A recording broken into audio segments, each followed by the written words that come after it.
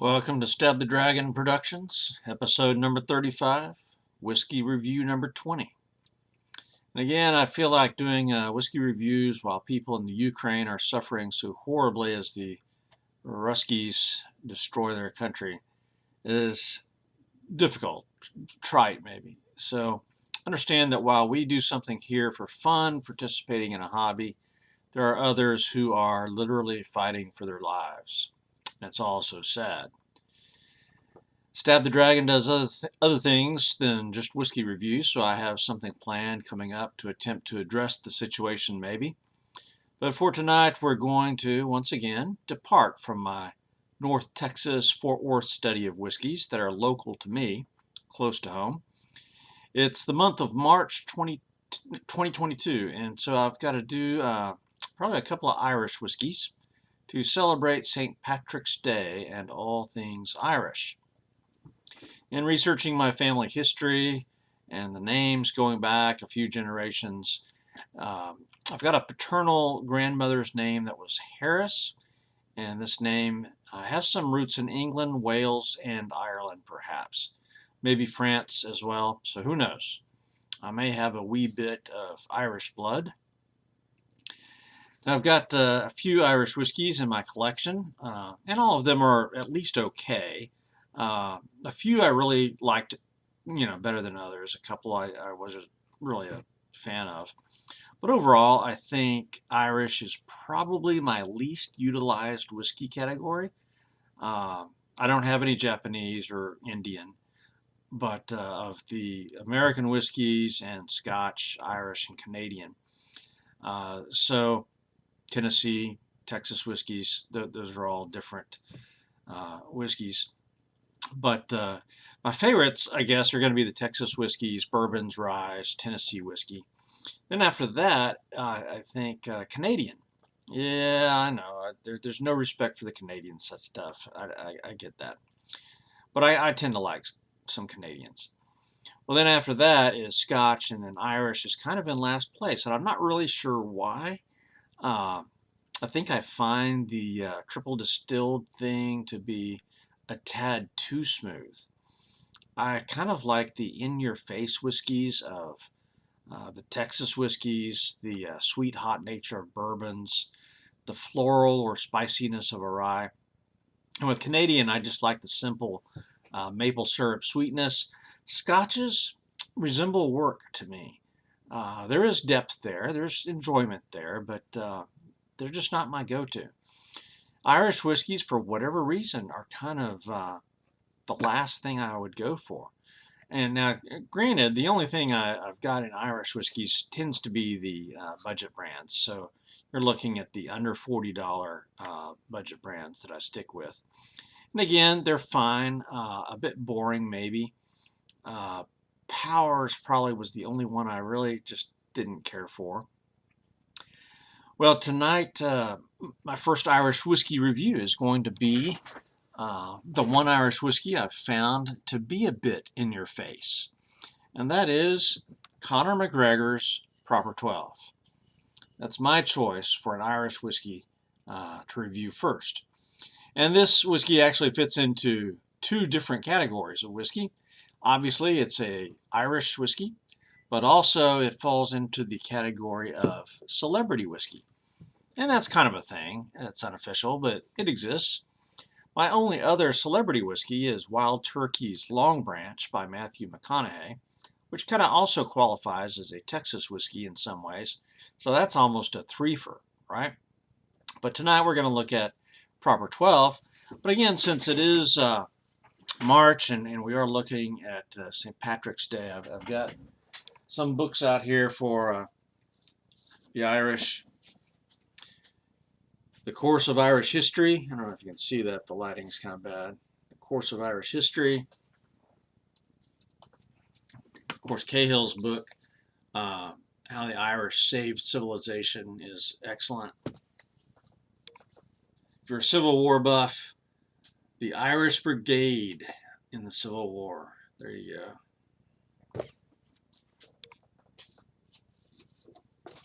And then In Search of Ancient Ireland. Ancient Ireland. So I always like having some books from my library readily available that have something to do with the whiskey that we're looking at. So when we do a whiskey review here at Stab the Dragon, we start off with history. So first, who is Conor McGregor? He is the proprietor of this whiskey. Conor McGregor was born in 1988 in Crumlin, Dublin, the capital and largest city in Ireland. He attended an Irish-speaking school, so I guess that's Gaelic. He played football, which we call soccer, at an early age, and then by the age of 12, he started taking boxing. He was a plumber apprentice, but now practicing MMA. When he had his first MMA fight at the age of 18, he won. And in 2012, he held 2 titles simultaneously in Europe for featherweight and lightweight. In 2018, he was signed by Dana White to a contract in the UFC. And there in the UFC, McGregor also earned a championship in 2 different weight divisions, featherweight and lightweight. 2018, McGregor started the Proper 12 whiskey that's named for the district in Dublin where he grew up, Dublin 12. And this whiskey is a blend from the oldest distillery in Ireland, is what the website says. And that's actually open to some interpretation. Bushmills goes back to 1608, sort of. It wasn't licensed as Bushmills until 1784. Kilbeggan was licensed in 1757, so that's sooner than Bushmills, but it wasn't Kilbeggan until later. So the distillery was licensed to distill, but it wasn't Kilbeggan until later. So Kilbeggan is called the official oldest licensed distillery in Ireland. In Michael Jackson's book, Whiskey, the Definitive World Guide, this book right over here, and that's a 2017 update to that book. In the article on Bushmills, page 163, the distillery was formally registered in 1784. So on that basis, it is the oldest working distillery in Ireland.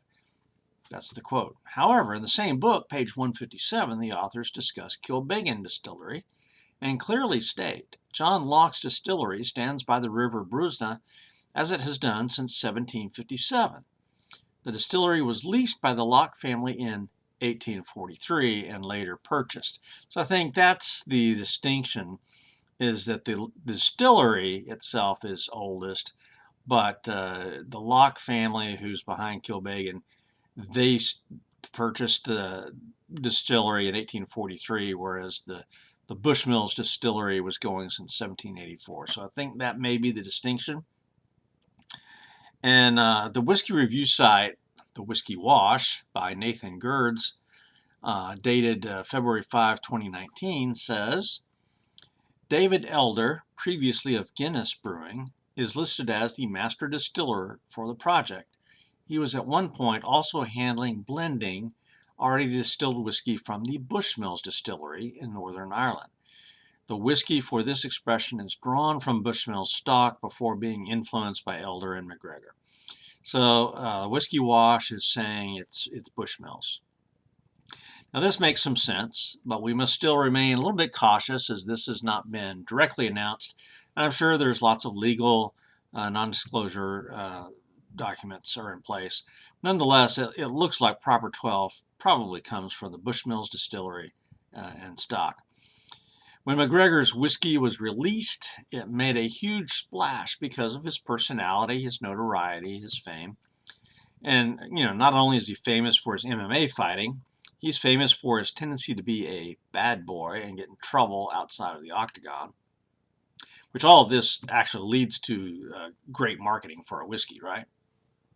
Now, according to the Wikipedia entry on Proper 12, dated February 20th of 2019, Proper 12 has not won any major awards or medals at whiskey tasting competitions.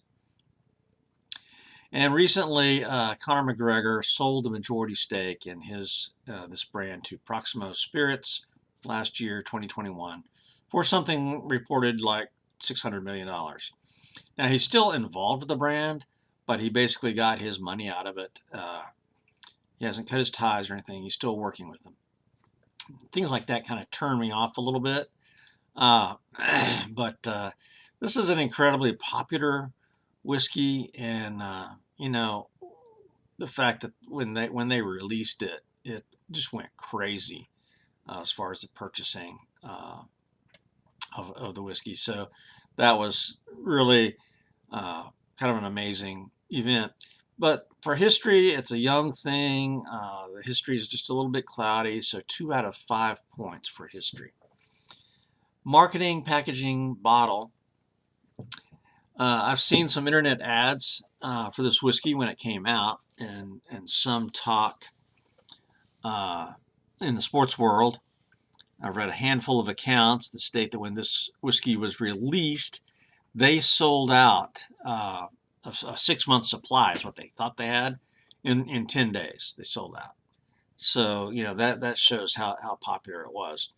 The Irish Times of June 2021 reports that Jameson was the top seller of Irish whiskies, followed by Tullamore Dew and Bushmills in third.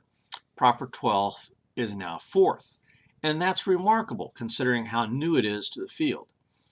Yet I checked 3 different sources about best Irish whiskey, and all 3 had very different lists. Yet, I mean, there was some overlap, but you know, they were 3 very different lists. Yet not a one had Proper 12 on it, despite the sales. And it seems that perhaps the common man has a different list than the experts. That's frequently the case. The whiskey comes in this box that I was showing you here. And of course, the box matches the whiskey bottle perfectly. Now, this bottle is just fantastic. I really like the bottle. It's got this tiger head wearing a crown. I don't know that you can tell. It's got stripes like a tiger, so I think it's a tiger. And you know, it's dark green glass, so I love green glass in whiskeys. You know, some people complain about that, say, well, you can't see the color of the spirit itself. Well, you know, I get that, but I'm just a sucker for green glass, like Cutty Sark, you know, J&B, Jameson, all of those whiskeys have green glass, and so yeah, I really like that. It's a 750 milliliter bottle, and it says smooth as fast in some embossing down here. I don't know if you can see that, but smooth as fast. That label, though, it's black with white lettering and gold trim. I think it's a really nice looking label. The rubber stopper, it looks like a cork, but it's rubber. So as far as marketing goes, I'm going to give it the maximum points there, 5 out of 5 for the bottle, for marketing. What about composition? The bottle and box both say that this whiskey is triple distilled in Ireland, of course. And the bottle says aged 4 years in bourbon barrels, right down here at the bottom. Aged 4 years in bourbon barrels. Which is interesting because I had read a couple of reviews that said there was no age statement. But I think those reviews were, you know, 2019, 2020. And I bought this bottle in 2021. So, you know, they've got age statement now. Now, we don't know where the bourbon barrels came from either. So we don't know for sure where this whiskey came from, though we suspect Bushmills. Nobody ever knows where the bourbon barrels come from. It's a blend, so we don't have a detailed mash bill. The website for the brand says it's a blend of fine grain and single malt. Well, of course. And the site says they use copper pot stills, and that's the Irish way of doing it. So this bottle is a 40% ABV. In American spirits, they'll usually give both the ABV and then the proof, which is a bit redundant, but whatever. As I mentioned here, we think this whiskey comes from Bushmills, and so that's a 90% guesstimate, I think. Legally, we just don't know. So composition score with all those doubtful things is only a 10 out of 15 for the composition, what's in the bottle. Appearance. A nice light amber, some beading and legs you can see in the glass, perhaps.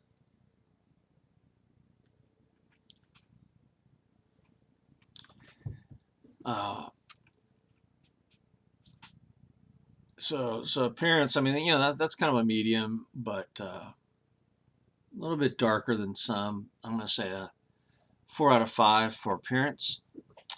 Aroma, nose. Now, a lot of people say this nose is light or even weak, and that's kind of a tendency with Irish whiskeys, I think. Some have said, some of the reviews I read said honeysuckle or lime, cut grass or straw. Now, my nose is close to useless except as an appendage to support these glasses. But I do get a faint whiff of alcohol at times and perhaps the grassy note, maybe. But Irish whiskeys are just notoriously weak and my nose is incompetent. So I give it the benefit of the doubt and say 7 out of 10 for aroma. So let's move on to taste.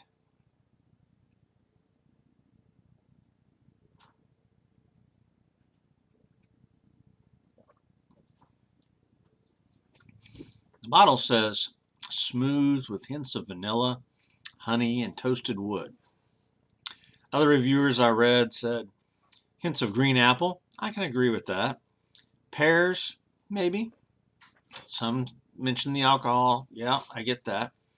Some say there's a little bitter twinge to it towards the end, towards the finish. Some said it's weak. Others said it's creamy. I get a light, pleasant sweetness, but one of the things I like about this is it's not overly sweet. I think I get hints of apple. I can get a little bit of that. The bitterness thing, yeah, I can see that a little bit, but I like it. With Jameson, I'll get maybe a little bit of an aluminum can flavor almost. And so I get a little bit more of that bitterness with Jameson than I do here. I'd have to do a side-by-side test. I'm going off of memory there. But all in all, I'm going to say this is very similar to Jameson and Bushmills, both. I'd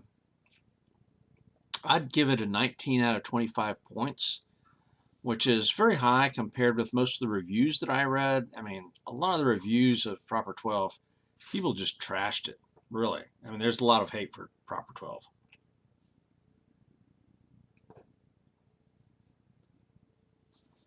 But I like it. So 19 out of 25. I'm going to side with the millions of people who buy it. I mean, the common man really likes this whiskey, and I'm pretty common. So, but in reality, I'm just not a big fan of Irish whiskeys. I like Tullamore Dew and Paddy's. They'd be some of my favorites, I think. But in comparing this with my memory of Jameson, I tend to prefer this over Jameson, I think. A blind tasting would be interesting. But I think what I like about this Proper 12 is that it's a little bit bolder. It's not as subtle as some of the other Irish whiskeys. This has got a little bit more kick to it. So 19 out of 25 for taste. Mouthfeel and finish, as is typical with an 80 proof Irish whiskey, it has a little bit of a creamy mouthfeel. You do an 80 proof American whiskey and it's going to taste watery thin. So this doesn't taste or feel thin to me at all. It does have a good alcohol burn up in my sinuses, and I say good. There's some people who don't like that at all.